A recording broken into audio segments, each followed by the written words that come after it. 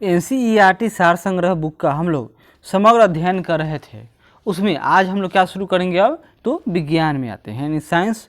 और साइंस में आज क्या देखेंगे हम लोग, तो सबसे पहले फिजिक्स यानी भौतिक विज्ञान से शुरू करते हैं। इससे पहले हम लोगों ने geography of India, world geography, Indian polity, फिर आपको साइंस एंड टेक्नोलॉजी तथा पर्यावरण से संबंधित जितने भी फैक्ट दिए गए हैं उन सब का अध्ययन कर चुके हैं। उन सब का वीडियो आपको हमारे यूट्यूब चैनल पर मिल जाएगा। और आज क्या देखेंगे हम लोग, तो भौतिक विज्ञान यानी फिजिक्स। कोशिश करेंगे कि एक ही वीडियो में पूरा हो जाए। सबसे पहले मापन यानी मेजरमेंट के बारे में कुछ फैक्ट है, देखिए। मूल भौतिक राशियों यानी फंडामेंटल फिजिकल यूनिट की संख्या कितनी है, तो 7। याद कर लीजिए, मूल भौतिक राशियाँ कौन कौन है?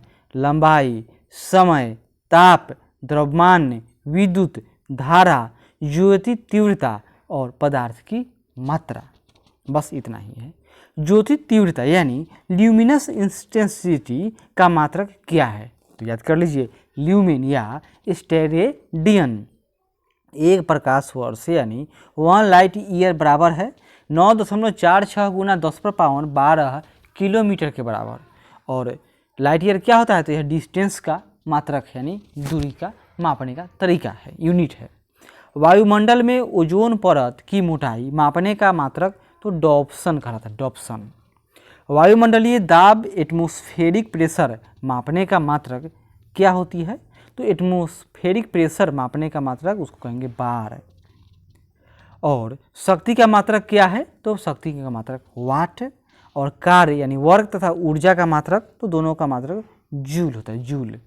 MKS यानी metre, M for metre, K for kilogram, S for second. प्रणाली में त्वरण यानी एक्सेलरेशन का मात्रक तो मीटर पर सेकेंड, यानी मीटर ऊपर नीचे सेकेंड, मीटर पर सेकेंड होगा। यहाँ देखिए, मूल भौतिक राशियाँ हैं, उसके मात्रक हैं और प्रतीक है। लंबाई यानी लेंथ का मात्रक मीटर, प्रतीक स्मॉल m। द्रव्यमान यानी मास, इसका मात्रक किलोग्राम, लिखेंगे क्या, kg। समय यानी टाइम, इसका मात्रक सेकेंड है, लिखेंगे कैसे, s।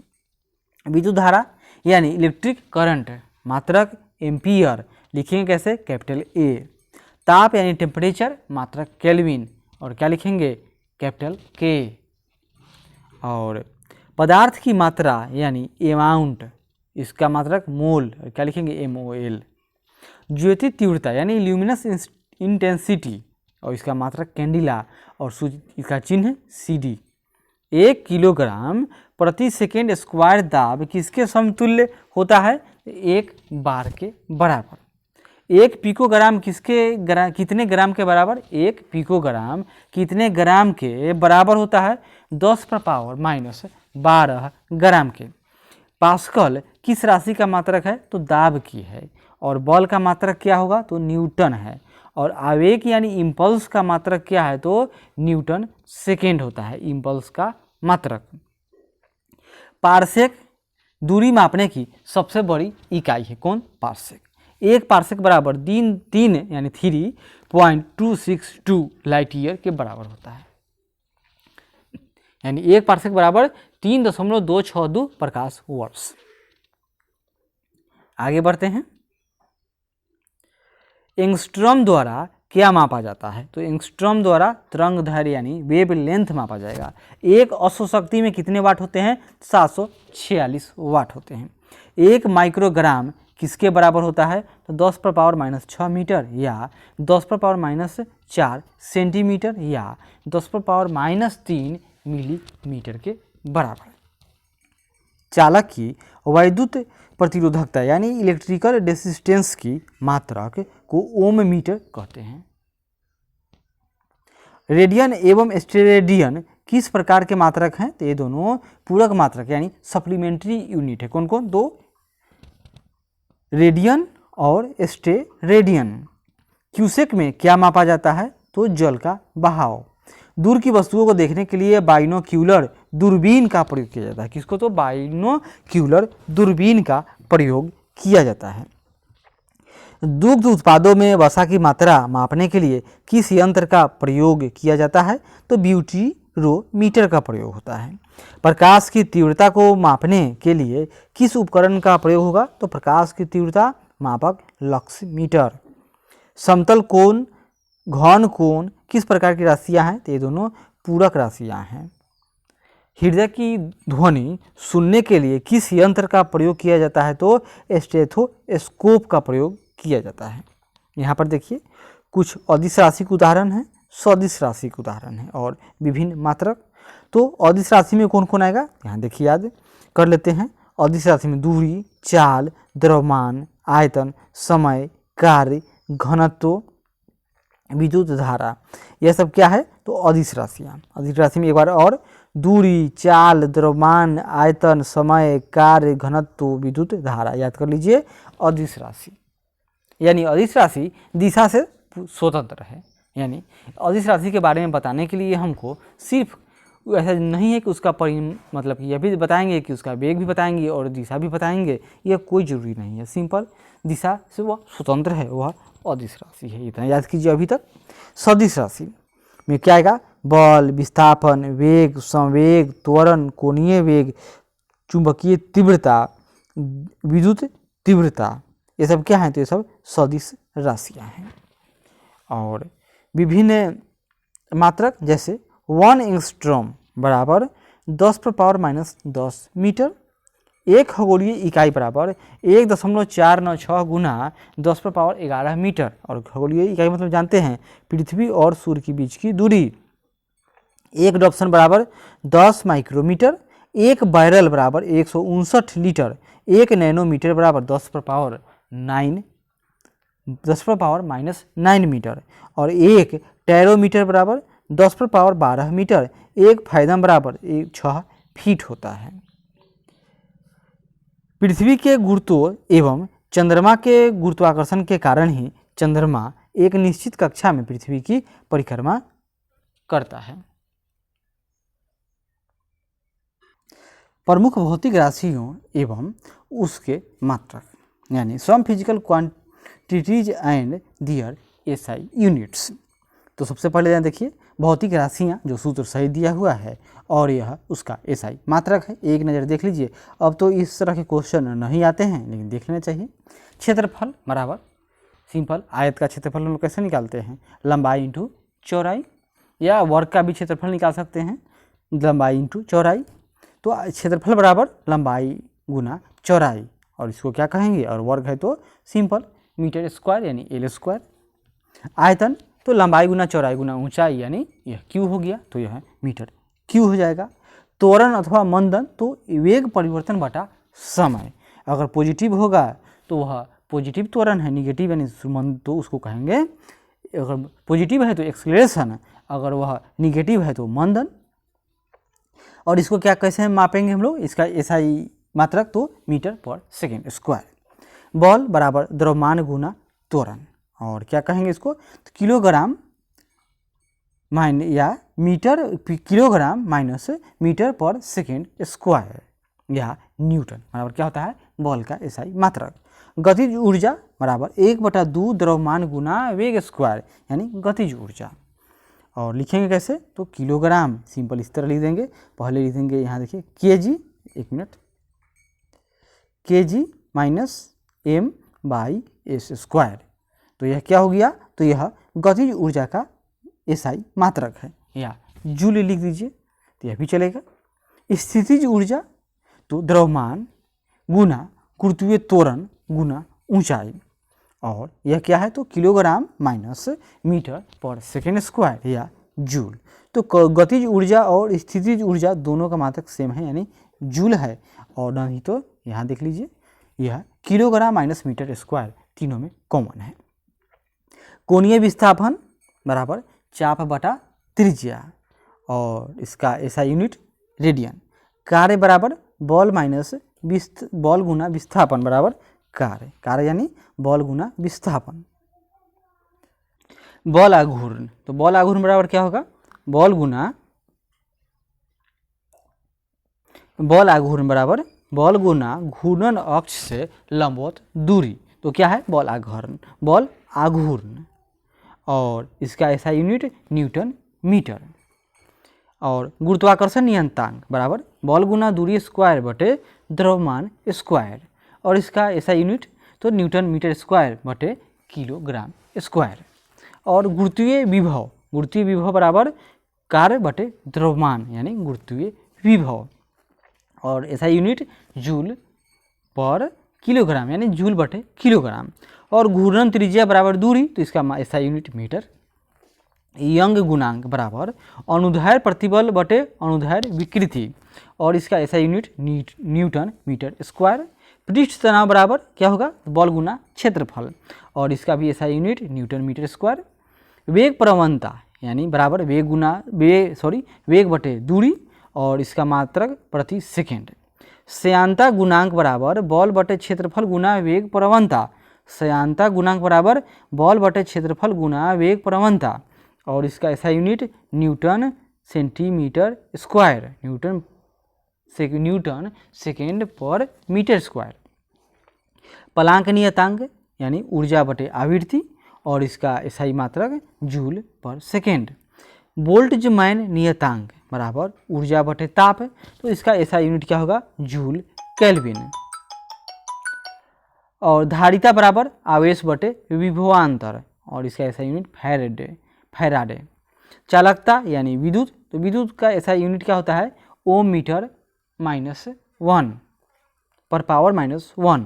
और धारा घनत्व बराबर विद्युत धारा बटे क्षेत्रफल, और इसका मात्रक एम्पियर बटे मीटर पर पावर -2। चुंबकीय फ्लक्स, इसका ऐसा यूनिट वोल्ट या वोल्ट। और प्रतिरोधकता, तो इसका ऐसा यूनिट ओम मीटर। प्रतिरोधकता ओम मीटर। गुप्त ऊष्मा बराबर ऊष्मीय ऊर्जा बटे द्रव्यमान, और इसका ऐसा यूनिट जूल बटे किलोग्राम। कोणीय संवेग बराबर जड़त्व आघूर्ण गुना कोणीय वेग, और इसका ऐसा यूनिट क्या होगा, किलोग्राम मीटर स्क्वायर पर सेकेंड। और जड़त्व आघूर्ण बराबर द्रव्यमान गुना परिभ्रमण त्रिज्या स्क्वायर, और इसका ऐसा यूनिट किलोग्राम बटे मीटर स्क्वायर। किसी यंत्र के द्वारा मस्तिष्क विभव मापा जाता है, उसका नाम याद कीजिए, यहाँ देखिए EEC लिखा मिल जाएगा, यानी इलेक्ट्रोइंसीफेलोग्राफ। संवेग यानी मोमेंटम किसकी माप है, गति की मात्रा की। मैनोमीटर का क्या उपयोग है, तो गैसों का दाब मापने में उपयोग होता है। कोणीय विस्थापन का मात्रक क्या है, तो वह रेडियन है। पृथ्वी और सूर्य के बीच की माध्य दूरी किस मात्रक द्वारा व्यक्त की जाती है, तो एक खगोलीय इकाई, इसको क्या कहते हैं, एस्ट्रोनॉमिकल यूनिट। सोने की शुद्धता को मापने के लिए कैरोटोमीटर नामक यंत्र का प्रयोग किया जाता है। यहाँ पर देखिए, यहाँ पर दिया हुआ है महत्वपूर्ण मापन उपकरण, जैसे यह यंत्र है और उसका मापन उपयोग। देखिए, अल्टीमीटर का उपयोग उड़ते हुए विमान की ऊंचाई मापने के लिए। अमीटर, यह इसका उपयोग विद्युत धारा की तीव्रता के लिए होता है। और ऑडियोमीटर ध्वनि की तीव्रता। एयरोमीटर वायु एवं गैस का भार तथा घनत्व मापने के लिए उपयोग होगा। और एनीमोमीटर वायु की गति और शक्ति मापने का यंत्र है। एक्सीलरोमीटर गतिमान वाहनों की गति में वृद्धि की दर को मापने के लिए एक्सीलरोमीटर का उपयोग किया जाता है। बैरोमीटर वायुमंडलीय दाब से संबंधित है। बोलोमीटर उष्णीय विकिरण। कैलोरीमीटर ऊष्मा की मात्रा मापने के लिए उपयोग में आता है। वर्नियर कैलिपर्स बेलनाकार वस्तुओं का व्यास एवं गहराई मापने के लिए क्या आता है, तो वर्नियर कैलिपर्स का उपयोग होता है। क्रायोमीटर, इसका उपयोग निम्न ताप पर किया जाता है।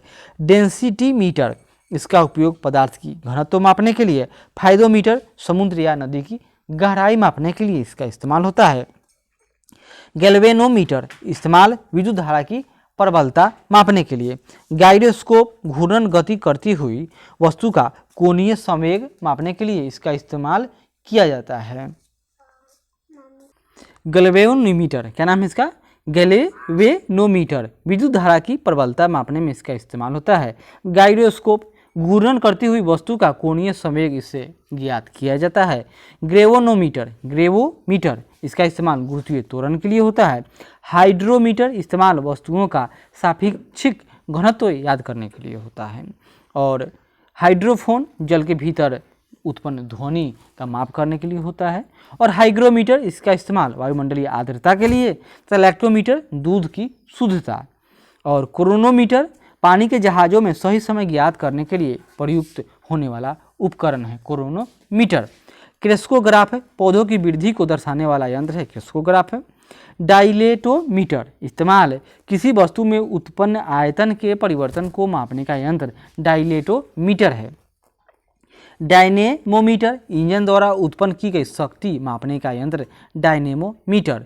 नेफोस्कोप इस्तेमाल वायुमंडल में उपस्थित बादलों की गति एवं गति की दिशा का मापन होता है नेफोस्कोप से। रेडियो माइक्रोमीटर उष्मीय विकिरण को मापने का यंत्र है रेडियो माइक्रोमीटर। टैकोमीटर इस्तेमाल वो किसी वस्तु के चक्रण की गति के प्राप्त करने के लिए, क्या नाम इसका, टैकोमीटर। और आगे देखिए रेन गेज इस्तेमाल क्या होगा, या यूडोमीटर, यह वर्षा की मात्रा ज्ञात करने वाला यंत्र है रेन गेज या यूडोमीटर। रिफ्रैक्टोमीटर इस्तेमाल पारदर्शक माध्यम का अपवर्तनांक ज्ञात करने वाला यह उपकरण है रिफ्रैक्टोमीटर। सेक्रोमीटर शर्करा की सांद्रता मापने वाला यंत्र। स्क्रू गेज महीन तारों का व्यास मापने वाला यंत्र है स्क्रू गेज। सेक्सटेंट ऊंचाई को मापने के काम आने वाला यंत्र। स्फेरोमीटर किसी सतह की वक्रता मापने का यंत्र है स्फेरोमीटर। स्फिग्मोमैनोमीटर धमनियों में रुधिर के दाब को मापने का उपकरण है। थियोडोलाइट अनुप्रस्थ और लंबवत कोणों की माप है, कौन, तो थियोडोलाइट।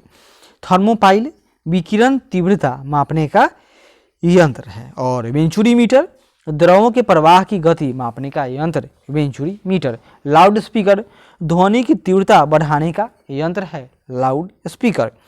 मैकमीटर ध्वनि के वेग के अनुपात में वायुयान की गति मैकमीटर। मैग्नेटोमीटर यह चुंबकीय क्षेत्र मापने वाला यंत्र है मैग्नेटोमीटर। माइक्रोमीटर अति सूक्ष्म लंबाई यानी मिलीमीटर का 1000वां भाग है। ओडोमीटर वाहन द्वारा तय की गई दूरी मापने का यंत्र ओडोमीटर। ओममीटर विद्युत प्रतिरोध मापने वाला यंत्र है। ओंडोमीटर विद्युत चुंबकीय तरंगों की आवृत्ति मापने वाला यंत्र ओंडोमीटर। पायरोमीटर उच्च ताप युक्त पिंड का ताप ज्ञात किया जाता है, किसे, पायरोमीटर। फोनोमीटर ध्वनि की तीव्रता के लिए। पॉलीग्राफ अपराधियों या संदिग्ध वस्तुओं के कथन की जांच के लिए। रडार दूर स्थित वस्तुओं की अवस्थिति ज्ञात करने के लिए। और रेडियोमीटर विकिरण मापक होता है। सिस्मोग्राफ भूकंपीय तरंगों की तीव्रता ज्ञात की जाती है। स्पीडोमीटर गतिमान वाहन की गति प्राप्त की जाती है इससे। पाइरोहीलियोमीटर सौर विकिरण का माप होता है इससे। विस्कोमीटर द्रव की श्यानता ज्ञात करने में इसका इस्तेमाल होता है। वेबमीटर विद्युतीय चुंबकीय तरंगों के तरंग धैर्य इसे ज्ञात किए जाते हैं। और इलेक्ट्रॉन मीटर विभवांतर मापने का यंत्र है। आगे देखिए सीजीएस पद्धति के अंतर्गत लंबाई को सी यानी सेंटीमीटर, द्रव्यमान को जी यानी ग्राम में और समय को एस यानी सेकंड में मापा जाता है। अब आगे देखिए, अब हम लोग देखेंगे यांत्रिकी यानी मैकेनिज्म से संबंधित आने वाले फैक्ट देखते हैं। प्रक्षेप गति को दीर्घतम परास प्राप्त करने के लिए कितने कोण की आवश्यकता होती है, तो 45 डिग्री। अगर हम लोग किसी पदार्थ को इस माध्यम से फेंकेंगे तो सबसे अधिक दूर तक जाएगी। मनुष्य जब नदी के किनारे नाव से बाहर कूदता है तब नाव पीछे की ओर प्रतिक्रिया के कारण हट जाती है, प्रतिक्रिया के कारण हट जाती है। संवेग परिवर्तन की दर किसके बराबर होती है, तो बल के बराबर। न्यूटन का प्रथम नियम किसे परिभाषित करता है, तो जड़त्व का यानी इनर्शिया का नियम लाया है, कौन, तो न्यूटन का प्रथम नियम। प्रक्षालन मशीन का कार्य किस सिद्धांत पर आधारित है, तो अपकेंद्रीय बल यानी सेंट्रीफ्यूगल फोर्स पर आधारित है। वॉशिंग मशीन यानी सेंट्रीफ्यूगल फोर्स मतलब इसमें केंद्र से बल कहाँ लगेगा, तो बाहर की ओर। सड़क पर चलने की अपेक्षा बर्फ पर चलना कठिन क्यों है, क्योंकि बर्फ में सड़क की अपेक्षा घर्षण यानी फ्रिक्शन कम होता है। किसी पिंड में संवेग यानी मोमेंटम और वेग यानी वेलोसिटी के अनुपात से प्राप्त मान क्या कहलाता है, तो वह द्रव्यमान यानी मास कहलाता है। त्वरण ज्ञात करने का सूत्र है A बराबर V माइनस U यहाँ ए को क्या कहेंगे हम लोग, त्वरण यानी एक्सीलरेशन, भी यानी अंतिम वेग, और यू बराबर प्रारंभिक वेग यानी, और टी बराबर समयांतराल यानी त्वरण ज्ञात करने के लिए क्या करेंगे हम लोग, ए यानी एक्सीलरेशन बराबर प्रारंभिक अंतिम वेग माइनस आरंभिक वेग को घटा दीजिए और उसमें टाइम से भाग दे दीजिए, तो आपको क्या निकलेगा, एक्सीलरेशन प्राप्त हो जाएगा। तेल में या तेल से अंशतः भरा हुआ टैंकर समतल सड़क पर एक समान त्वरण से जा रहा है। तेल का मुख्य पृष्ठ कैसा होगा, तो वह परवलयीय वक्राकार होगा। एक समान वृत्तीय गति पर त्वरण कैसा होगा, एक समान वृत्तीय गति हो रहा है इस तरह से, तो त्वरण एक समान है। उदाहरण जैसे मौत का कुआं, किसकी उपस्थिति के कारण ब्लैक बोर्ड तथा कागज पर लिखना संभव है, तो घर्षण यानी फ्रिक्शन के कारण। अब यहाँ देखिए न्यूटन के गति के नियम है, उसके उदाहरण है। न्यूटन के गति का प्रथम नियम, यदि कोई पिंड विरामावस्था में है तो वह तब तक उसी अवस्था में रहेगा जब तक उस पर कोई बाह्य बल न आरोपित किया जाए। इसी को क्या कहते हैं, इनर्शिया यानी जड़त्व का नियम है। उदाहरण, चलती गाड़ी के रुकने पर उसमें बैठे यात्रियों का आगे झुकना, पेड़ से फल टूटकर नीचे गिरना, कपड़े को हाथ से पकड़कर डंडे से पीटने पर क्या होगा, धूलकण उसको छोड़कर भाग जाएंगे। न्यूटन के गति का द्वितीय नियम यानी सेकेंड लॉ ऑफ मोशन, किसी वस्तु के संवेग परिवर्तन की दर उस पर लगाए गए बल के समानुपाती होती है तथा संवेग परिवर्तन की दिशा बल के अनुदिश होती है। मतलब गेंद पकड़ते समय अगर गेंद क्या है तो गेंद की दिशा भी इसी तरह है, और खिलाड़ी क्या करेगा तो वह भी अपना हाथ पीछे की ओर खींच लेगा, यानी दोनों एक ही दिशा में काम किए। तो यही बात कहने का इनका मतलब यही है कि किसी वस्तु के संवेग परिवर्तन की दर उस पर लगाए गए बल के समानुपाती होगा बराबर, तथा संवेग परिवर्तन की दिशा बल के अनुदिश होती है। और आगे देखिए तृतीय गति का नियम, प्रत्येक क्रिया के बराबर और विपरीत दिशा में प्रतिक्रिया होती है, इसलिए गति के तृतीय नियम को क्रिया प्रतिक्रिया का नियम कहा जाता है। बंदूक से गोली निकलते समय बंदूक का पीछे की ओर धक्का देना, रॉकेट वायुयान की गति, चप्पू चलाने पर नाव का आगे बढ़ जाना, नाव से कूदने पर नाव का पीछे की ओर भाग जाना, ये सब क्रिया प्रतिक्रिया के उदाहरण हैं। ऊर्जा संरक्षण यानी एनर्जी कंजर्वेशन का क्या आशय है, ऊर्जा का न तो सृजन किया जा सकता है और न ही इसे नष्ट किया जा सकता है। अंतरिक्ष से गिरता हुआ पिंड पृथ्वी के वायुमंडल में प्रवेश करने पर क्यों जल जाता है, वायु के घर्षण के कारण। ग्रहीय पिंडों की परिक्रमण गति यानी ग्रहों द्वारा सूर्य का परिक्रमण में प्रभावी बल क्या है, तो वह है अभिकेंद्रीय बल यानी सेंट्रीपिटल फोर्स, यानी सारा बल किधर है तो केंद्र की ओर ही लग रहा है। वायु की ऊर्ध्वाधर गति को क्या कहेंगे, वायु प्रक्षोभ यानी विंड। ऊर्ध्वाधर गति मतलब इस तरह से ऊपर की ओर जाने के लिए। रॉकेट किस सिद्धांत पर कार्य करता है, संवेग संरक्षण के सिद्धांत पर। सरल आवर्त गति के दोलन में किसकी आवश्यकता होती है, तो प्रत्यास्था एवं जड़त्व यानी दोनों की।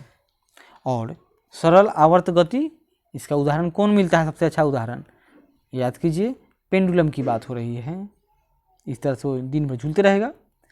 कमानी तुला किस सिद्धांत पर कार्य करती है, तो कमानी तुला हुक के नियम पर कार्य करती है। जब एक कार की गति दोगुनी कर दी जाए तब उसको उतनी ही दूरी में रोकने के लिए ब्रेक बल कितना होगा, तो वह 4 गुना करना होगा, स्क्वायर कर दीजिए। जेट इंजन किस सिद्धांत पर कार्य करते हैं, तो रैखिक संवेग संरक्षण के सिद्धांत पर। कौन, तो जेट इंजन। यहाँ याद कीजिए कभी कभी इस तरह सिंपल क्वेश्चन आ जाता है, प्रथम श्रेणी द्वितीय श्रेणी और तृतीय श्रेणी के उत्तोलक की बात हो रही है।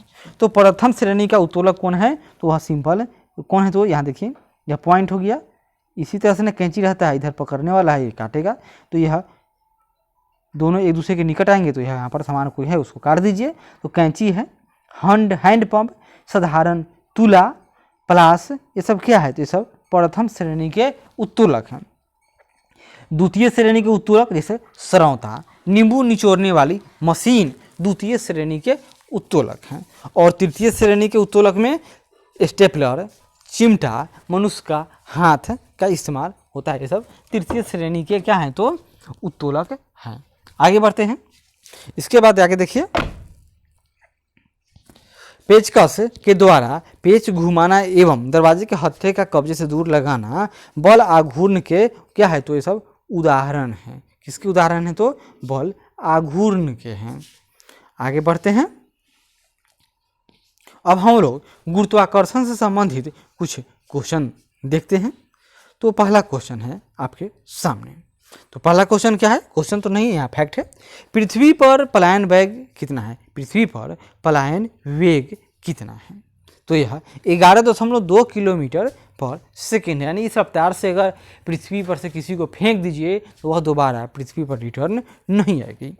यदि चक्कर लगाते हुए अंतरिक्ष यान से एक सेब छोड़ा जाए तो उसकी गति भी 11.2 किलोमीटर के बराबर ही है। तो वह भी अंतरिक्ष यान के साथ साथ उसी तरह चक्कर लगाते रहेगी। अंतरिक्ष यात्री निर्वात में सीधे खड़े क्यों नहीं हो सकते हैं? क्योंकि गुरुत्वाकर्षण की अनुपस्थिति के कारण।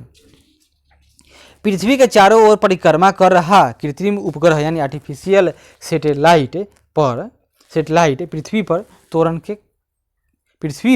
त्वरण के कारण नहीं गिरता है। यही यानी वो इतना स्पीड से चक्कर लगा रहा है कि वह चक्कर लगाते जा रहा है अंतरिक्ष में, तो नीचे कैसे गिरेगा?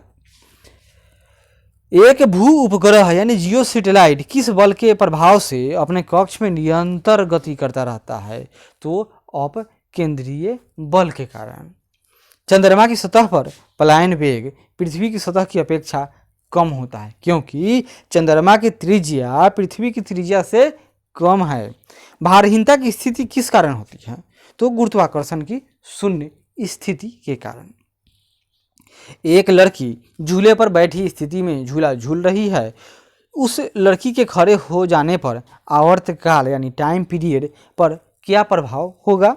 तो आवर्तकाल कम हो जाएगा। लोलक की लंबाई बढ़ जाने के कारण लोलक घड़ी यानी पेंडुलम की बात हो रही है, गर्मियों में धीमी हो जाती है, जबकि शीतकाल में क्या हो जाएगी? तो वह तीव्र हो जाएगी।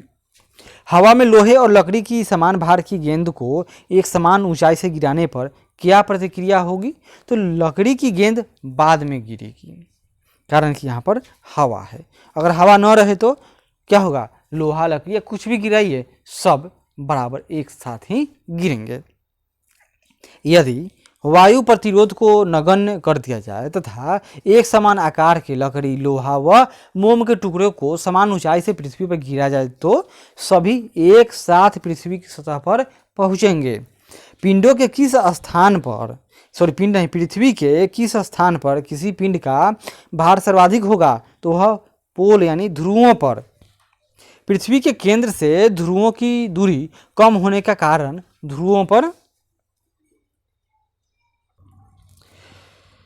पृथ्वी के केंद्र से ध्रुवों की दूरी कम होने के कारण ध्रुवों पर स्थित पिंड पर पृथ्वी द्वारा अधिक गुरुत्वीय आकर्षण बल आरोपित होगा। इसलिए ध्रुवों पर उसका भार पृथ्वी पर स्थित किसी अन्य स्थान से अधिक होता है। यही कारण है कि गुरुत्वाकर्षण बल सबसे अधिक कहाँ होगा? तो ध्रुवों पर होता है, अतः भार भी सबसे अधिक कहाँ होगा? तो ध्रुवों पर ही होगा। आगे बढ़ते हैं। लिफ्ट में बैठे हुए व्यक्ति का भार कब सर्वाधिक महसूस होता है? जब लिफ्ट त्वरित गति से ऊपर जा रही हो। भूतुल्यकालिक उपग्रह यानी जियोसिंक्रोनस सैटेलाइट के परिक्रमण की अवधि कितनी होती है? तो 24 घंटे।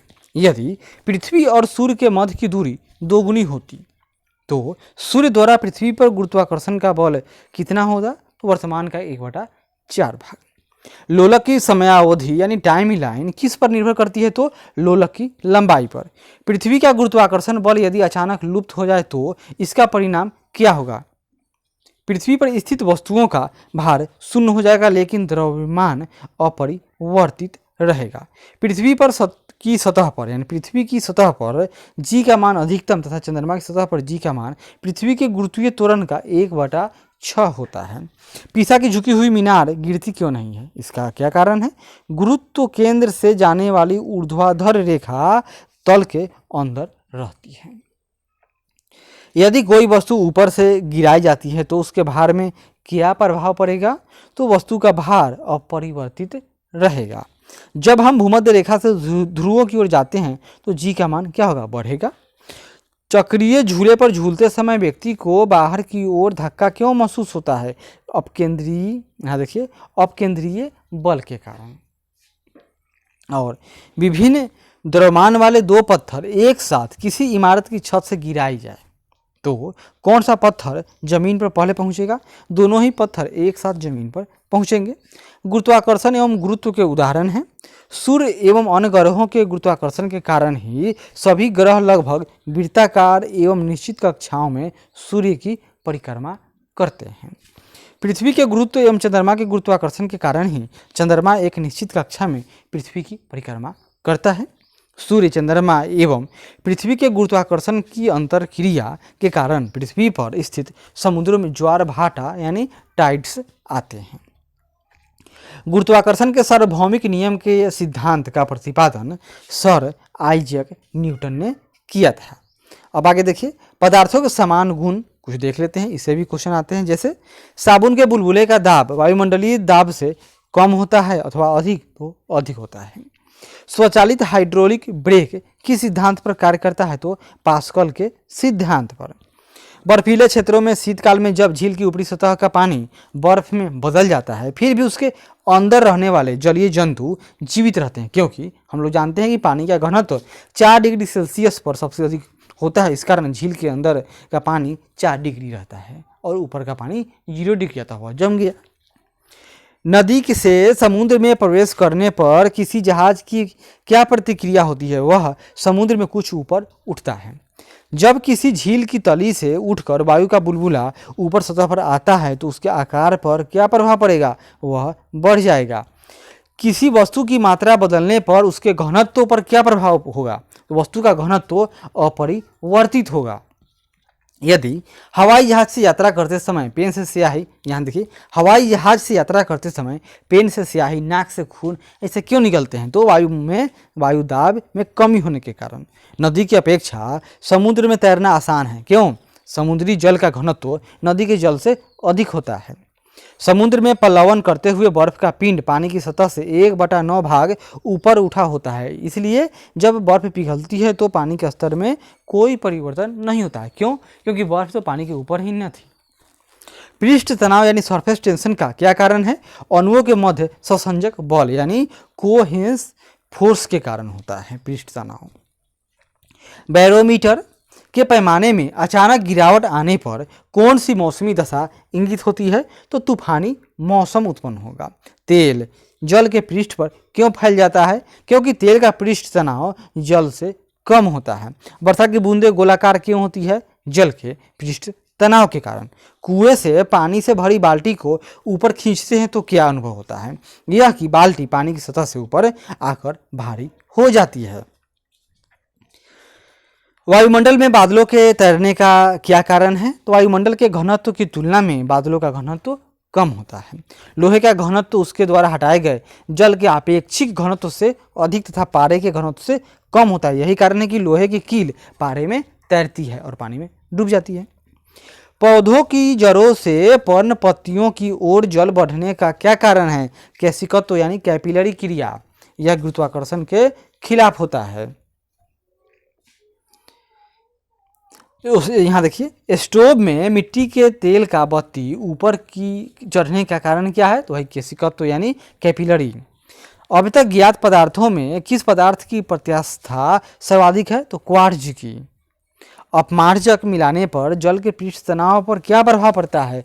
जल का पृष्ठ तनाव घट जाता है। फाउंटेन पेन किस सिद्धांत पर कार्य करता है? कैसिकत्व के सिद्धांत पर। समुद्र तल पर एक वायुमंडलीय दाब का मान कितना होता है? 1.013 × 10⁵ पास्कल। जल का अपेक्षिक घनत्व यानी रिलेटिव डेंसिटी किस ताप पर सर्वाधिक होता है? तो 4 डिग्री सेल्सियस की बात है। जल से भरी बाल्टी को हिलाकर छोड़ देने पर कुछ समय पश्चात जल अपने आप क्यों स्थिर हो जाता है? श्यानता के कारण। धातु की शुद्धता ज्ञात करने में किस सिद्धांत का प्रयोग किया जाता है? आर्किमिडीज का सिद्धांत। जल से निकालने पर शेविंग ब्रश के बाल आपस में किस कारण से चिपक जाते हैं? पृष्ठ तनाव के कारण। स्टील रबर की अपेक्षा अधिक प्रत्यास्थ क्यों है? क्योंकि स्टील के लिए अधिक विरूपक बल की आवश्यकता होती है, अतः स्टील रबर की अपेक्षा अधिक प्रत्यास्थ है। वाहनों में स्नेहक तेल यानी लुब्रिकेंट ऑयल का प्रयोग क्यों किया जाता है? घर्षण कम करने के लिए। आंधी आने पर टीन की छत और छप्पर उड़ जाते हैं क्योंकि उनके ऊपर का वायु दाब नीचे के वायु दाब से कम होता है। किसी वस्तु की सतह के लंबवत लगने वाले बल को क्या कहते हैं? थ्रस्ट यानी प्रणोद। और इसका इस्तेमाल किस में होता है? तो रॉकेट में होता है। जल की श्यानता वायु से अधिक होने के कारण जल की तुलना में वायु में गति करना सरल है यानी आसान है। तरंग गति एवं ध्वनि यानी वेव स्पीड एंड साउंड के बारे में कुछ फैक्ट याद करते हैं। रात्रि दृष्टि उपकरण यानी नाइट विजन डिवाइस में प्रयोग की जाने वाली तरंगे कौन सी हैं? तो अवरक्त तरंग यानी इंफ्रारेड वेव है। दृश्य प्रकाश यानी विजुअल लाइट का तरंग दैर्घ्य कितना होता है? तो 390 से 750 नैनोमीटर के मध्य। आंतों से संबंधित रोगों के निदान में कौन सी किरणों का प्रयोग किया जाता है? तो एक्स किरणों का। कीड़ों तथा क्षति पहुंचाने वाले जीवों को घरों से दूर भगाने के लिए किस तरंग का प्रयोग किया जाता है? तो अल्ट्रासोनिक तरंग का। समीप आती हुई रेलगाड़ी की सीटी की आवृत्ति या तीक्ष्णता बढ़ती जाती है, ऐसा किस कारण? डॉपलर प्रभाव के कारण होता है। क्रिस्टल की संरचना ज्ञात करने के लिए किन किरणों का प्रयोग किया जाता है? तो एक्स किरणों का प्रयोग किया जाता है। अनुप्रस्थ तरंगों के उदाहरण और अनुदैर्घ्य तरंगों के उदाहरण। अनुप्रस्थ यानी लाइट प्रकाश तरंग और अनुदैर्घ्य यानी ध्वनि तरंगे। तो अनुप्रस्थ तरंगों के उदाहरण प्रकाश तरंगे, भूकंपीय तरंगों में एस तरंगे, डोरी युक्त यंत्रों में उत्पन्न तरंग जैसे सितार, गिटार, वीणा, स्थिर जल में फेंके पत्थर पर उत्पन्न तरंग, ये सब अनुप्रस्थ तरंगे हैं। और अनुदैर्घ्य तरंगों में ध्वनि तरंगे, भूकंपीय तरंगों में प्राइमरी वेव, सर्पिलाकार स्प्रिंग में उत्पन्न तरंग, ये सब अनुदैर्घ्य तरंगों के उदाहरण हैं। एक रडार शत्रु के वायुयान की उपस्थिति का पता लगाने में कौन सी किरणों का प्रयोग करती है? तो रेडियो तरंगों का इस्तेमाल करती है। पराबैंगनी विकिरण, एक्स किरणें, सूक्ष्म किरणों व गामा किरणों का तरंग दैर्घ्य के आरोही क्रम यानी घटते हुए क्रम में लगाइए। यानी सबसे ज्यादा तरंग दैर्घ्य किसका है? गामा का। फिर एक्सरे किरण, पराबैंगनी किरण एंड सूक्ष्म किरणों का क्या है? तो आरोही क्रम, आरोही यानी असेंडिंग मतलब बढ़ते क्रम में है। यानी सबसे कम तरंग दैर्घ्य गामा किरण का और सबसे अधिक सूक्ष्म किरण का है। यहाँ देखिए, यहाँ पर दिया हुआ है प्रमुख विद्युत चुंबकीय तरंगे, तो गामा किरणें। एक मिनट, यहाँ देखिए, यह विद्युत चुंबकीय तरंग है, उसके खोजकर्ता का नाम, तरंग दैर्घ्य का परास, आवृत्ति परास और उसके उपयोग। गामा किरणें, खोजकर्ता हेनरी बेक्यूरेल, और तरंग दैर्घ्य इसका क्या है? तो देखिए 10⁻⁻14 मीटर से 10⁻⁻10 मीटर यानी सबसे कम। आवृत्ति का परास 10⁻20 से लेकर 10⁻24 तक, और उपयोग नाभिकीय अभिक्रिया तथा कृत्रिम रेडियो सक्रियता में किया जाता है। किसका उपयोग? तो गामा किरण, खोजने वाले हेनरी बेक्यूरेल। एक्स किरण, ये इसके खोजकर्ता WC रोंटगन, और इसका परास गामा से अधिक होगा यानी 10⁻10 से लेकर 10⁻−10 मीटर, और इसकी आवृत्ति का परास यहाँ देख लीजिए 10⁻18 से 10⁻16 के बीच। उपयोग चिकित्सा एवं औद्योगिक क्षेत्र में। पराबैंगनी किरणें यानी अल्ट्रावायलेट रेडिएशन, खोजने वाले जोहान रिटर, और इसका तरंग दैर्घ्य परास 10⁻−8 से 10⁻−6 मीटर तक, और आवृत्ति परास 10⁻16 से 14 के बीच। उपयोग सिकाई करने में, प्रकाश वैद्युत प्रभाव उत्पन्न एवं जीवाणुओं को नष्ट करने में अल्ट्रावायलेट रे का इस्तेमाल होता है। दृश्य प्रकाश यानी विजुअल लाइट, विजुअल रेडिएशन, खोजकर्ता न्यूटन महोदय, और तरंग दैर्घ्य इसका जो हम लोग देखते हैं तो 3.9 गुना 10⁻−7 मीटर से 7.8 गुना 10⁻−7 मीटर के मध्य होता है, और इनकी उपस्थिति से ही वस्तुएं दिखाई देती हैं। और पराबैंगनी किरण का हम लोग देख ही चुके हैं। आगे देखिए, दृश्य प्रकाश उपयोग इनकी उपस्थिति के कारण ही हम वस्तुओं को देख पाते हैं। और रक्त किरणें, खोजकर्ता विलियम हर्शेल, और इसका दृश्य जो आवृत्ति है यह दृश्य प्रकाश से ज़्यादा होगा, और यह इस कोई काम का नहीं। यहाँ देखिए, फोटोग्राफी में इस्तेमाल, सिकाई में एवं टीवी के रिमोट कंट्रोल में इसका इस्तेमाल होता है। लघु रेडियो तरंगे, खोजकर्ता हेनरिक हर्ट्ज थे, और इसका प्रास देख लीजिए 10⁻³ से लेकर 1 मीटर यानी -1 तक। और रेडियो, टेलीविज़न, रडार एवं टेलीफोन में इसका इस्तेमाल होता है। और दीर्घ रेडियो तरंगे खोजकर्ता मार्कोनी महोदय, और इसका आवृत्ति देखिए सबसे ज़्यादा इसी का तरंग दैर्घ्य होगा। और रेडियो एवं टेलीविज़न के प्रसारण में इसका इस्तेमाल होते हैं। एक बार और गामा किरण खोजकर्ता हेनरी बेकुरल, और इसका तरंग दैर्घ्य प्रयास सबसे कम होता है। और एक्सरे खोजकर्ता WC रोंटगन, परावैंगनिक किरणें खोजकर्ता जोहान रिटर, दृश्य प्रकाश खोजकर्ता न्यूटन, और रक्त विकिरण खोजकर्ता विलियम हर्शेल, लघु रेडियो तरंगे खोजकर्ता हेनरिक हर्ट्ज, दीर्घ रेडियो तरंगे खोजकर्ता मार्कोनी। दीर्घ रेडियो तरंगे वायुमंडल की किस परत से परावर्तित होती हैं? तो आयन मंडल से। कुलिज नलिका यानी ट्यूब का प्रयोग कौन सी किरणें उत्पन्न करने के लिए किया जाता है? तो एक्स किरण। कोबाल्ट 60 सामान्यतः विकिरण चिकित्सा में प्रयुक्त होता है, किसमें? तो गामा किरण के लिए। कोबाल्ट 16 से क्या निकलता है? तो गामा किरणों का उत्सर्जन होता है। बंद चूल्हे यानी ओवन में किसका प्रयोग किया जाता है? तो सूक्ष्म तरंग यानी माइक्रोवेव का। सुदूर संवेदी युक्ति नियंत्रण यानी रिमोट कंट्रोल डिवाइस में एक अंतर्निर्मित स्रोत होता है अवरक्त किरण का। दो उत्तरोत्तर श्रृंग अथवा दो उत्तरोत्तर गर्त के बीच की दूरी को क्या कहते हैं? उसको तरंग दैर्घ्य कहते हैं। यहाँ देखिए, निमग्न वस्तुओं का यानी जल में डूबा हुआ वस्तुओं का पता लगाने के लिए प्रयुक्त किए जाने वाले उपकरण को क्या कहेंगे? उसको सोनार कहते हैं। अब ध्वनि से संबंधित कुछ फैक्ट देखते हैं। पराध्वनिक जेट से वायुमंडल की किस परत को क्षति पहुंचती है? तो ओजोन परत को। किसे मापने हेतु डेसिबल इकाई का प्रयोग किया जाता है? तो ध्वनि की तीव्रता मापने में। ध्वनि के स्रोत व परावर्तित सतह के मध्य न्यूनतम दूरी कितनी होनी चाहिए जिससे कि प्रतिध्वनि स्पष्ट रूप से सुनाई दे सके? तो 16.5 मीटर। वायु में ध्वनि का वेग कितना होता है? 343 मीटर प्रति सेकेंड। सिनेमाघरों, बड़े सभागारों आदि में ध्वनि स्रोत बंद होने के बाद कुछ देर तक ध्वनि सुनाई देती रहती है। इसका क्या कारण है? अनुरणन। और चंद्रमा के धरातल पर दो व्यक्ति एक दूसरे से बात नहीं सुन सकते हैं। इसका क्या कारण है? चंद्रमा में वायुमंडल नहीं है। जब जैव पद्धति यानी बायोलॉजिकल मेथड जिसमें पराश्रय ध्वनि का प्रयोग किया जाता है उसे क्या कहते हैं? तो सोनोग्राफी कहते हैं। विश्व स्वास्थ्य संगठन के अनुसार 45 डेसिबल की तीव्रता वाली ध्वनि मानव के लिए सबसे उपयुक्त है। चमगादड़ अंधेरी रातों में उड़ सकते हैं और अपना शिकार भी कर सकते हैं। इसका क्या कारण है? वे पराध्वनि तरंगे उत्पन्न करते हैं और उन्हीं के द्वारा निर्देशित होते हैं। टीवी रिमोट में किन तरंगों का प्रयोग किया जाता है? तो रेडियो तरंगों का इस्तेमाल किया जाता है। ध्वनि स्रोत है और तीव्रता जो डेसिबल में दिया हुआ है। साधारण बातचीत 30 से 40 डेसिबल और तेज बातचीत 50 से 60 डेसिबल। तेज संगीत या शोर 80 डेसिबल से अधिक की ध्वनि उत्पन्न होगा। पेड़ के पत्तों की सरसराहट 10 से 20 डेसिबल। सायरन पुलिस व एम्बुलेंस का 110 से 120 डेसिबल। जेट विमान 140 से 150 डेसिबल। औद्योगिक यंत्र संयंत्र कारखाने तो 110 से 120 डेसिबल की ध्वनि का उत्पादन करते हैं। इतना जोर से वे लोग भौंकते हैं। टेलीविजन ग्राही के दूरस्थ नियंत्रण में कौन सी विद्युत चुंबकीय विकिरण प्रयोग में लाई जाती है? तो वह अवरक्त विकिरण है।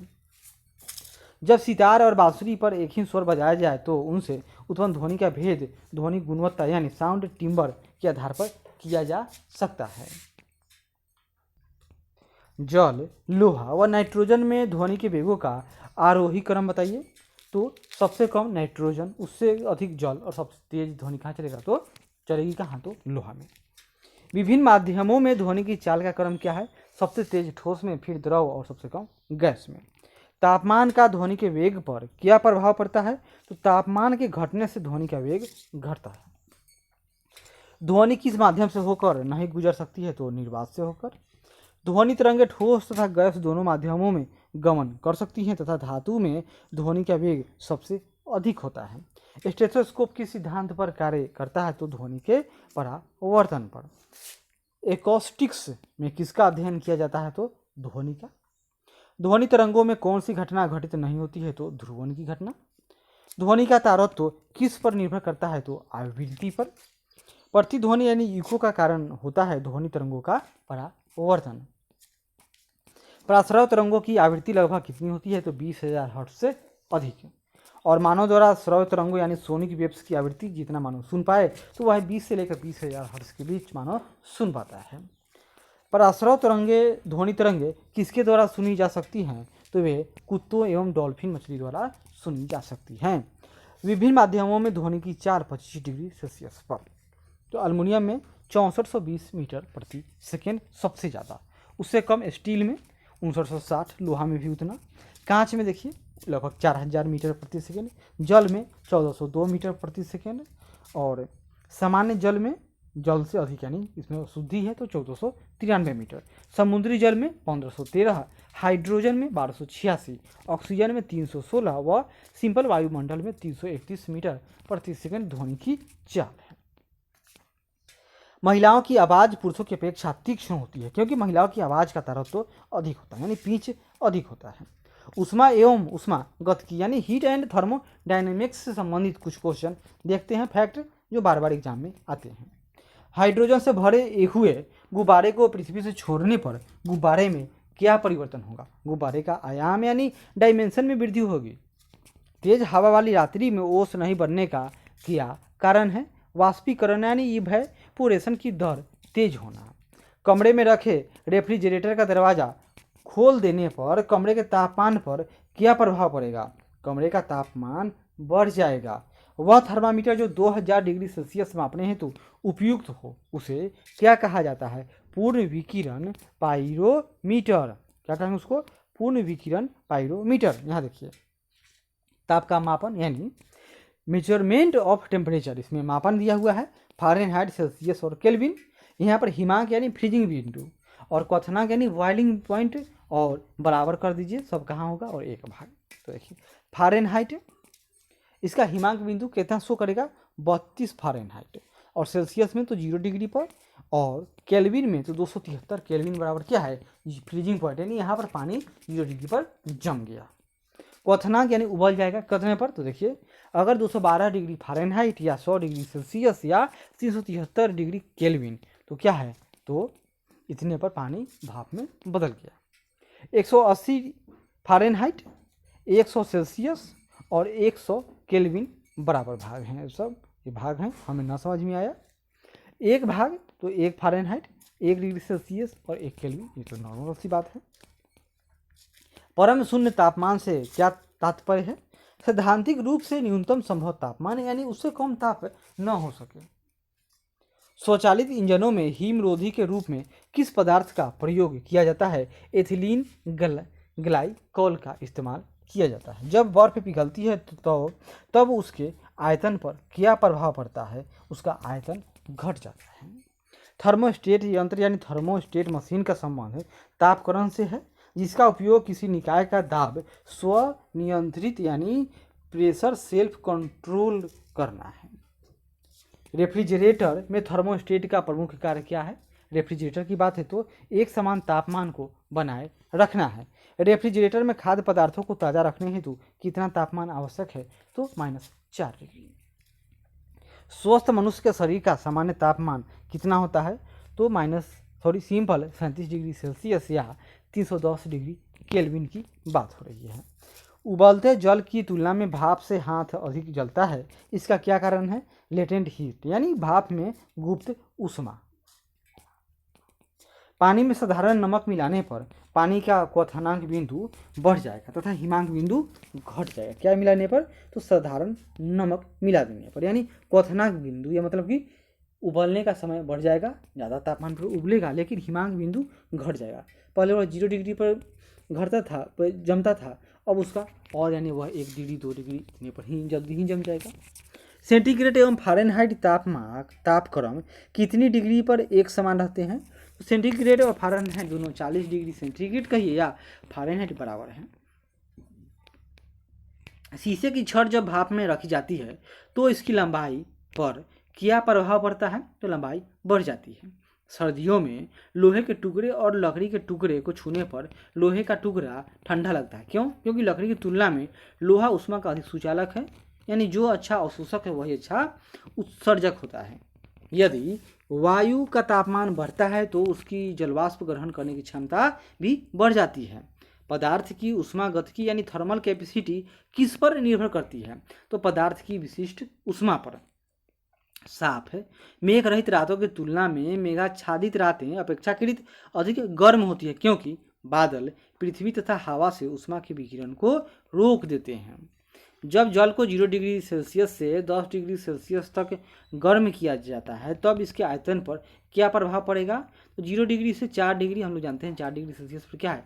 अधिकतम घनत्व, यानी पहले आयतन घटेगा और फिर 4 डिग्री के बाद में आयतन बढ़ना शुरू हो जाएगा। दाब बढ़ने पर जल के क्वथनांक पर क्या प्रभाव पड़ेगा? क्वथनांक बढ़ेगा। गर्मी के दिनों में किस प्रकार के छाते का प्रयोग किया जाना चाहिए? ऊपर सफ़ेद और नीचे काला।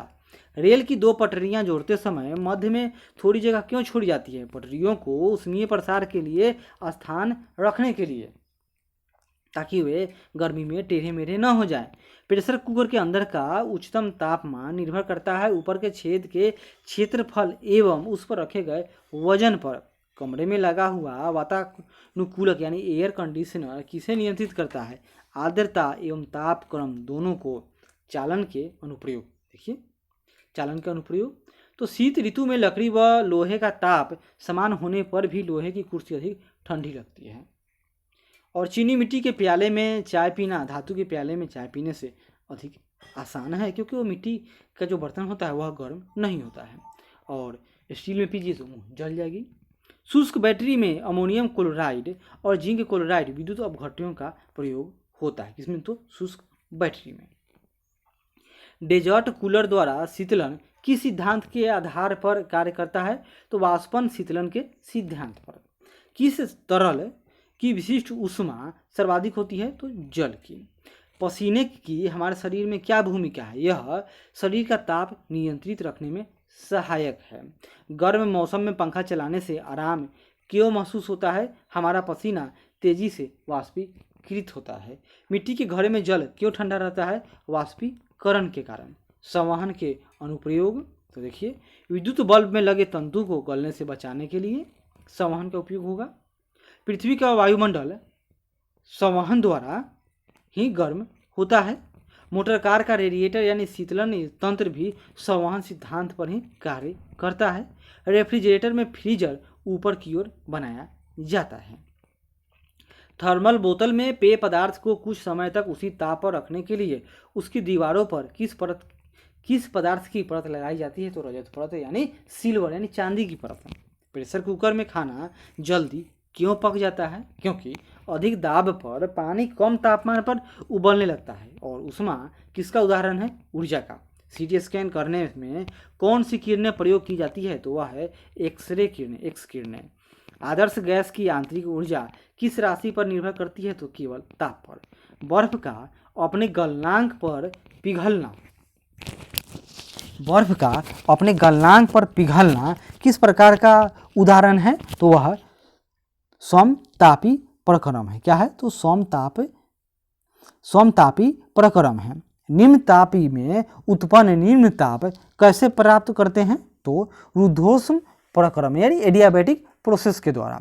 1 किलो कैलोरी ऊष्मा कितने जूल कार्य के तुल्य है? तो 4.18 गुना 10⁻³ जूल कार्य के बराबर है। विकिरण के कुछ अनुप्रयोग यानी उपयोग, तो सूर्य की ऊष्मा पृथ्वी तक विकिरण के रूप में पहुंचती है। पॉलिश किए गए जूते धूप में जल्दी गर्म नहीं होते हैं।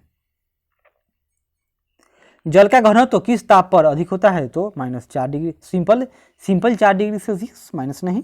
ऊष्मागतिकी का प्रथम नियम किस अवधारणा की पुष्टि करता है? तो यह ऊर्जा संरक्षण का है। जब किसी कांच की बोतल में पानी भरा जाता है और उसे बंद करके जमने के लिए छोड़ दिया जाए तो बोतल टूट जाती है। क्यों? क्योंकि पानी जमने पर फैलता है। ऊंचाई बढ़ने के साथ साथ जल का क्वथनांक क्यों घटने लगता है? क्योंकि ऊंचाई बढ़ने के साथ वायु दाब घटता जाता है, प्रेशर। ऊंचे पहाड़ों पर सदैव बर्फ जमी रहती है, क्योंकि ऊंचे पहाड़ों पर तापमान प्रायः हिमांक से कम रहता है, अतः वहाँ वातावरण की जलवाष्प जमकर बर्फ बन जाती है। ठोस कपूर से वाष्प बनने की प्रक्रिया को क्या कहेंगे? ऊर्ध्वपातन कहेंगे, क्योंकि यह द्रव नहीं होता, डायरेक्ट ठोस या द्रव वाष्प।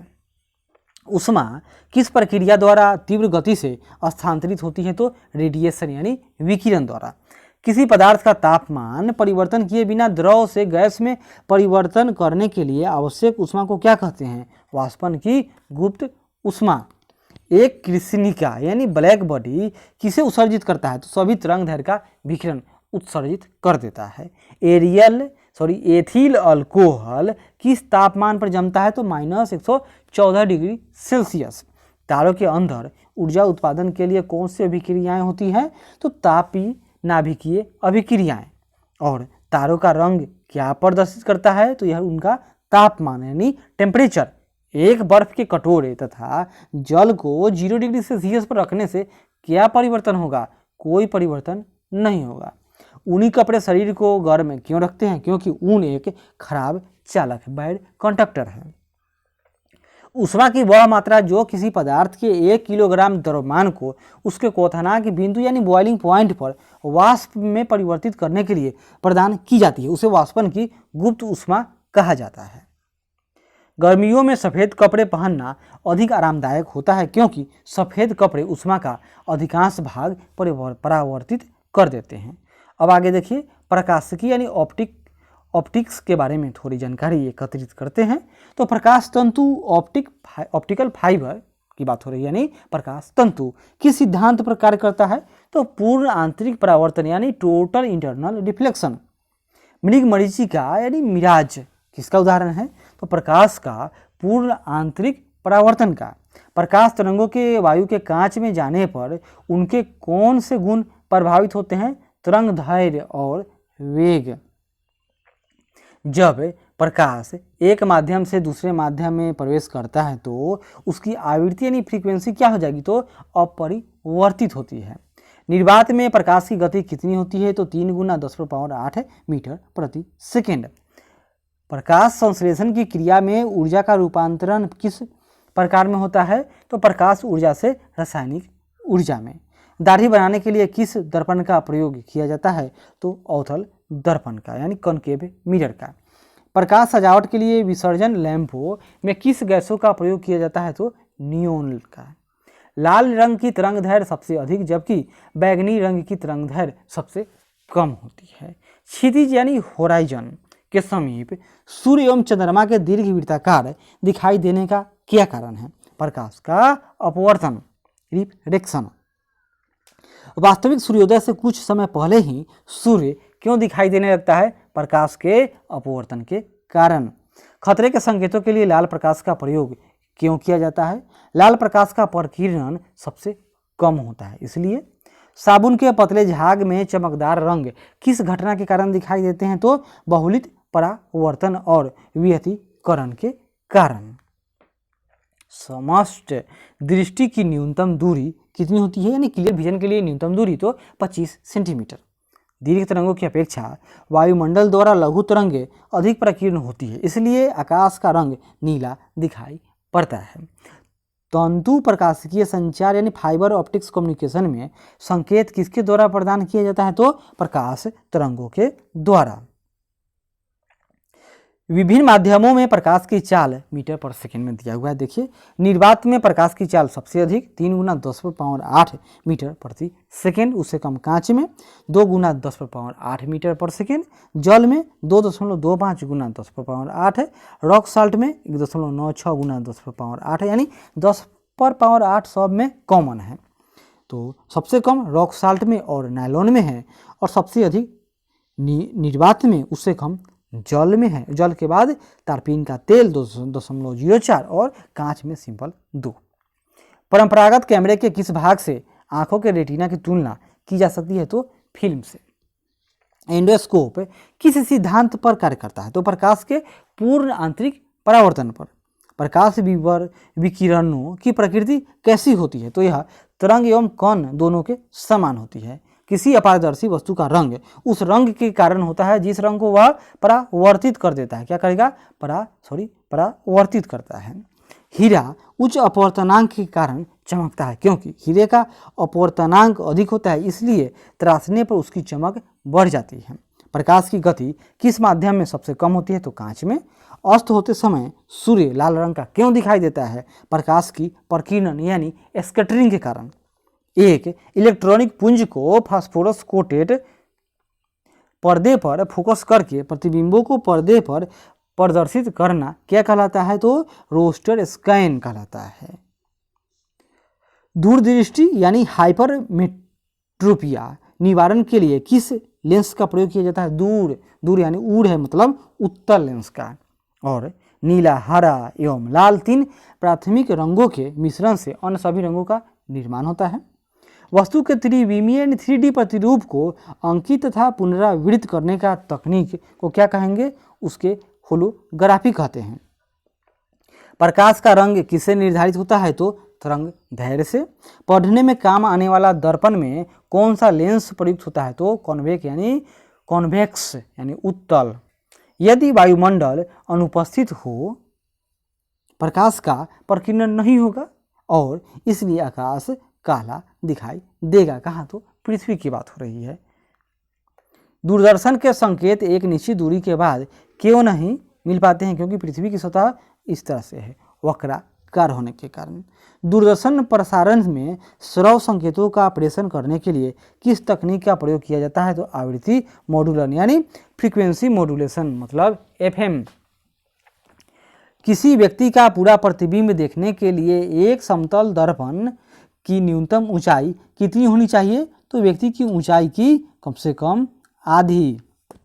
वाहनों में पृष्ठ दृष्टि दर्पण यानी पीछे देखने के लिए जो साइड मिरर लगता है, रियर व्यू मिरर के रूप में दृश्यावलोकन के लिए उत्तल दर्पण का प्रयोग किया जाता है। और दृष्टि पटल पर किस प्रकार का चित्र बनता है? तो वह वस्तु से छोटा होगा और उल्टा होता है। किस रंग के प्रकाश की ऊर्जा सर्वाधिक होती है? तो नीले रंग की, यानी ऊर्जा अधिक तो वह स्लो चलेगा, ऊर्जा कम यानी लाल तो स्पीड अधिक है। एक आंख की अपेक्षा 2 आंखों से देखना अधिक स्पष्ट होता है। इसका क्या कारण है? इसे देखी जाने वाली वस्तु की दूरी व गहराई का सही अनुमान होता है, यानी कि 3D पिक्चर बन जाता है। वायुमंडल में प्रकाश के प्रकीर्णन का प्रमुख कारण क्या है? वायु में उपस्थित धूल कण। अंतरिक्ष यात्री को आकाश का रंग कैसा दिखाई देता है? तो वह काला देखता है। निकट दृष्टि दोष को दूर करने के लिए अवतल लेंस का प्रयोग किया जाता है। किसको? तो अवतल लेंस का। लेंस की क्षमता की इकाई क्या है? तो डायोप्टर है।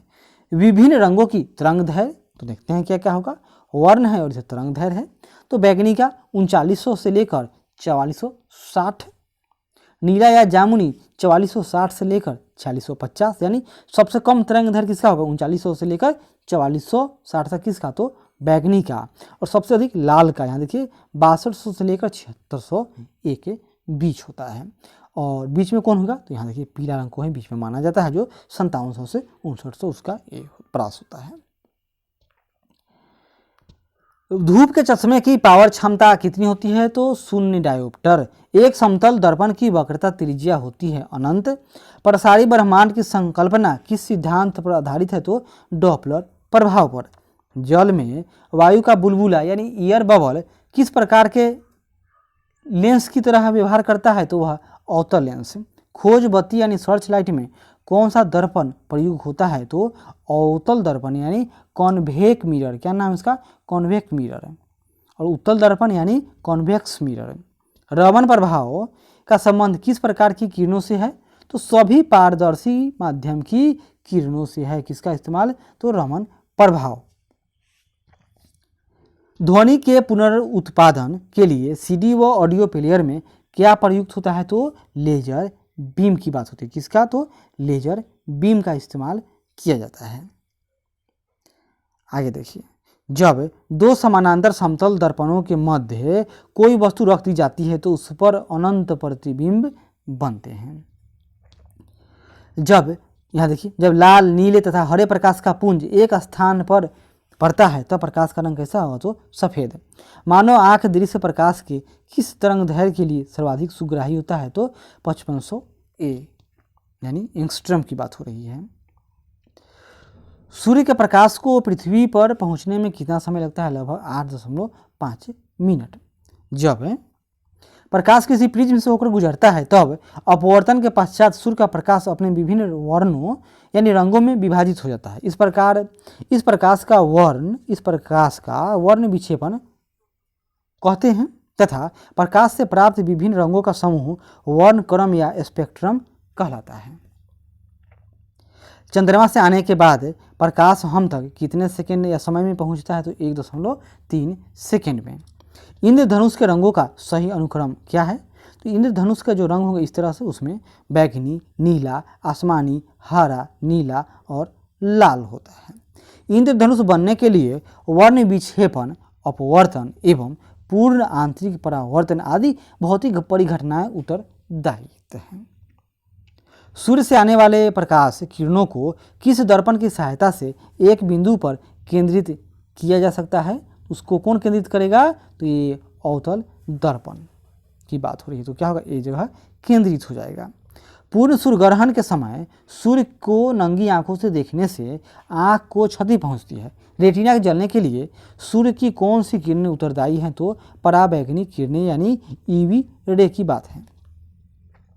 आकाश के परावर्तन तथा जल के कणों द्वारा अधिक प्रकीर्णन के कारण समुद्र कैसा? तो नीला प्रतीत होता है। अब हम लोग विद्युत धारा यानी इलेक्ट्रिसिटी से संबंधित कुछ फैक्ट देखते हैं।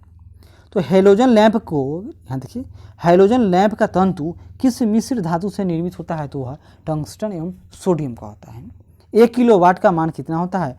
3.6 गुणा 10⁻6 जूल। जलते हुए विद्युत बल्ब के तंतु का तापमान कितना होता है? 2000 सेल्सियस से लेकर 2500 डिग्री सेल्सियस तक। बिजली के बल्ब की तुलना में फ्लोरोसेंट ट्यूब लाइट ट्यूब विद्युत ऊर्जा का प्रकाश ऊर्जा में अधिक मात्रा में परिवर्तित करता है, इसलिए बिजली के बल्ब की तुलना में फ्लोरोसेंट ट्यूब का अधिक उपयोग किया जाता है। फ्यूज में प्रयुक्त होने वाले तार की क्या विशेषता है? उच्च प्रतिरोधक शक्ति तथा निम्न गलनांक है। विद्युत बल्ब का तंतु किस धातु से निर्मित होता है? तो वह टंगस्टन से होता है। स्टोरेज बैटरी को चार्ज करने हेतु किस धारा की आवश्यकता है? तो दृष्ट धारा की। डायनेमो बिजली उत्पादन हेतु प्रयोग में लाया जाता है। यह ऊर्जा से किस प्रकार संबंधित है? डायनेमो तो यह यांत्रिक ऊर्जा को विद्युत ऊर्जा में परिवर्तित करता है। कम वोल्टेज पर कार्य करने पर विद्युत मोटर जल जाते हैं क्योंकि वे अधिक विद्युत धारा खींचते हैं जो वोल्टेज के प्रतिलोमानुपाती होती है, अतः वे जल जाते हैं। टरबाइन व डायनेमो से बिजली को प्राप्त करने में ऊर्जा के किस रूप को विद्युत ऊर्जा में परिवर्तित किया जाता है? तो यांत्रिक ऊर्जा यानी मैकेनिकल एनर्जी का इस्तेमाल किया जाता है। घर में सुरक्षित विद्युत सप्लाई के लिए उपयोग में लाए जाने वाले फ्यूज तार निम्न गलनांक वाली धातुओं से निर्मित होते हैं। यानी जो फ्यूज तार होगा वह क्या होगा? तो वह निम्न गलनांक वाले धातु से ही उनको बनाया जाता है। ट्रांसफार्मर किसके लिए प्रयुक्त होते हैं? तो विद्युत धारा के वोल्टेज को नियंत्रित करने के लिए। प्रत्यावर्ती धारा को दृष्ट धारा में परिवर्तित करने वाले यंत्र को क्या कहते हैं? तो उसको कहेंगे रेक्टिफायर, यानी एसी को डीसी में कन्वर्ट करना है तो रेक्टिफायर। विद्युत बल्ब के भीतर कौन सी गैस भरी होती है? तो वह आर्गन गैस होती है। क्या नाम उसका? तो आर्गन। मानव शरीर में विद्युत प्रतिरोध कितना होता है? तो 10⁻6 ओम। सामान्य ट्यूबलाइट में कौन सी गैस भरी होती है? तो आर्गन के साथ पारा वाष्प। प्रतिदीप्त बल्ब यानी फ्लोरोसेंट बल्ब में कौन सी गैस भरी होती है? तो मरकरी और नियोन की बात है। विद्युत चालकता की दृष्टि से सर्वाधिक सुचालक धातु कौन सी है? तो वह चांदी है। पृथ्वी के विभव को शून्य माना जाता है क्योंकि पृथ्वी से कोई आवेश लेने या देने पर इसके विभव में कोई परिवर्तन नहीं होता है। आर प्रतिरोध वाले एक तार को पिघलाकर उसकी आधी लंबाई के तार में ढाला जाता है, तब तार का नया प्रतिरोध क्या होगा? तो आधा करेंगे तो यह R/4 हो जाएगा, डबल हो जाएगा उसका, यानी स्क्वायर। विद्युत आवेश को भंडारित करने के लिए किस उपकरण का प्रयोग किया जाता है? तो संधारित्र यानी कैपेसिटर का इस्तेमाल होता है। विभव यानी पोटेंशियल और वोल्टेज क्या निर्धारित करता है? आवेश प्रवाह की दिशा को। किसी चालक तार के प्रतिरोध पर तापमान बढ़ाने से क्या प्रभाव पड़ता है? चालक का प्रतिरोध बढ़ता है। श्वेत प्रकाश को नली में कैसे उत्पन्न किया जाएगा? तो तंतु को गर्म करके। विद्युत ऊर्जा को यांत्रिक ऊर्जा में परिवर्तित करने वाली युक्ति कौन सी है? तो वह विद्युत मोटर है। विद्युत चुंबकीय प्रेरण पर आधारित युक्ति के दो उदाहरण, तो एक है डायनेमो, दूसरा विद्युत मोटर। प्रत्यावर्ती धारा यानी एसी धारा एवं विभवांतर को मापने के लिए क्रमशः अमीटर, यानी प्रत्यावर्ती धारा को मापने के एसी को मापने के लिए एमीटर और विभवांतर को मापने के लिए वोल्ट मीटर का इस्तेमाल किया जाता है। अतिचालक का प्रतिरोध कितना होता है, तो लगभग 0 होता है। त्वरित चालक बनाने के लिए किस धातु का प्रयोग किया जाता है, तो तांबे का इस्तेमाल किया जाता है। विद्युत धारा में समान आवेश एक दूसरे को प्रतिकर्षित करते हैं, जबकि विपरीत आवेश एक दूसरे को आकर्षित करते हैं। अब हम लोग चालकता यानी कंडक्टिविटी के बारे में कुछ जानकारी देखते हैं। सिलिकॉन, कार्बन एवं जर्मेनियम किसके उदाहरण हैं, तो ये अर्धचालक हैं। अर्धचालक की चालकता किस ताप पर अधिक होती है, तो 0 ताप पर। परम शून्य ताप पर अर्धचालकों में विद्युत प्रतिरोध कितना हो जाता है, तो अनंत हो जाता है। ऐसे पदार्थ जिनसे होकर विद्युत आवेश का प्रवाह सरलता से नहीं होता है क्या कहलाते हैं, अचालक कहलाते हैं, यानी नॉन कंडक्टर हैं। चालक पदार्थों के उदाहरण हैं, कुछ अचालक पदार्थों के उदाहरण, जैसे चालक में धातु में लोहा, चांदी, तांबा, इस्पात, अशुद्ध जल, पृथ्वी, वायु, और धातु में ग्रेफाइट, ये सब कुचालक नहीं सुचालक हैं। और अर्धचालक में अचालक में रबर, लकड़ी, शुद्ध जल, कांच, चीनी मिट्टी, कागज, मोम, रुई, रेशम, प्लास्टिक, एबोनाइट, चमड़ा, ये सब अचालक पदार्थ हैं। अतिचालकता के क्या लक्षण हैं, शून्य पारगम्यता। नव आविष्कृत उच्च ताप अतिचालक कौन सा है, तो नया नया खोज हुआ है, उसका नाम याद कीजिए, सिरेमिक ऑक्साइड। क्या नाम इसका, सिरेमिक ऑक्साइड। ट्रांजिस्टर बनाने के लिए सर्वाधिक प्रयुक्त पदार्थ कौन सा है, तो वह है सिलिकॉन। अर्धचालक में अशुद्धियाँ मिश्रित करने की प्रक्रिया क्या कहलाती है, तो अर्धचालक में अशुद्धि मिश्रित करने को उसको कहेंगे लोग डोपिंग। डायोड का प्रयोग किया जाता है किस लिए, एसी वोल्टेज को डीसी वोल्टेज में परिवर्तित करने के लिए। चालक से संबंधित मुख्य कुछ तथ्य, जैसे चालक की लंबाई में वृद्धि होने पर उसकी प्रतिरोधकता बढ़ जाती है। चालक का प्रतिरोध पदार्थ की प्रकृति पर निर्भर करता है। और चालक की अनुप्रस्थ काट